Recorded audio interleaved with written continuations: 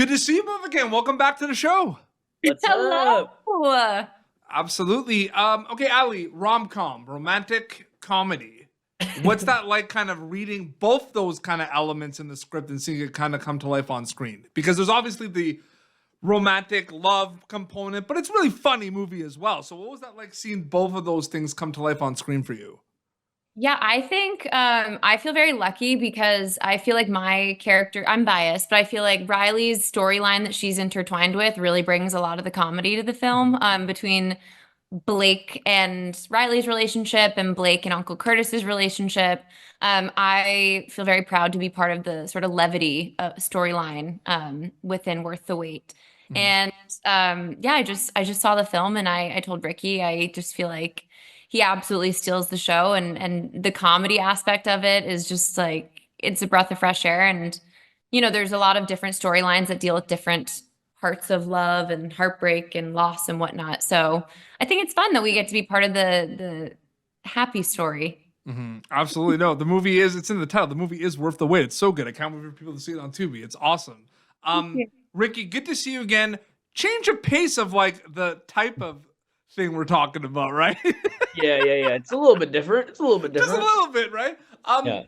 Self-reflection, kind of soul-searching. I mean, and like all the characters more than others. But you look at your characters, you look at Lana, you look at Ross, Ali. Like everyone's character is in some kind of like soul-searching, self-reflection component of their lives, right? More than others. From an acting storyteller perspective, is it more fun, challenging playing these characters that are lost, doing self-reflection? Because from the viewer perspective, they don't know they're lost. So I'm just curious what you think about that a little bit.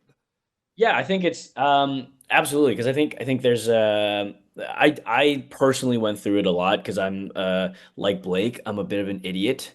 Not surprisingly terrible at school.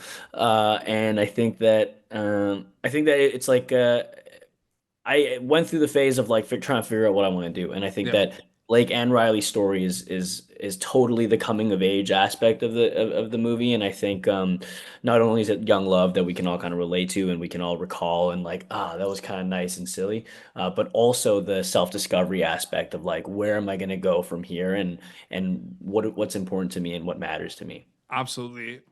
I'll ask Ali this, but after Ali answers, Ricky, I'd love you to chime in because I'm really curious because my filmmaker hat always has this on right now because when I go and make something now, I have a different lens of how I look at things. Like I wonder the films I watched 10 years ago, what it would be like if I was making films then, if I'd have different kind of feelings. But Ali, there's going to be some scenes that we see on screen in this film that are like maybe 2-3 minutes runtime, right? But it might have taken you like maybe the whole day or a couple of days to film that one scene. When that happens, those big kind of long scenes, do they feel like their own mini movie or do they feel like an overall big part of Worth the Wait? I'm curious about that.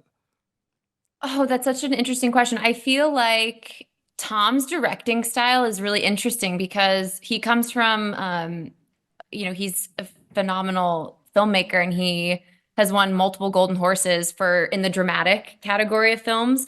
So it was really interesting to have his lens in the rom-com genre. Mhm. So definitely his style was to let things play out and then, let them play out each time. He didn't really ever interrupt a take. So even on a day where, I had some scenes with Sung that definitely took like a good portion of the day. And then in the movie, they're, a minute to 2 minutes, whatever.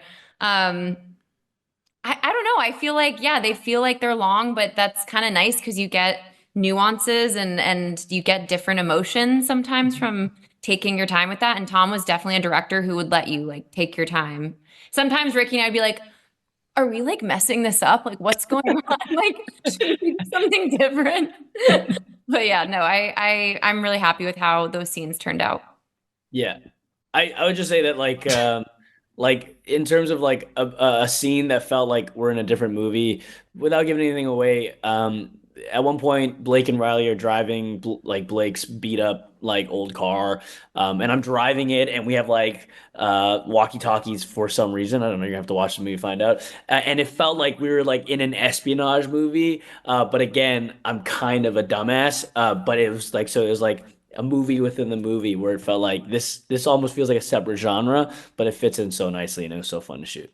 I mean, it feels like when you're on from you're working on like 59 movies, I feel like. Yeah, yeah.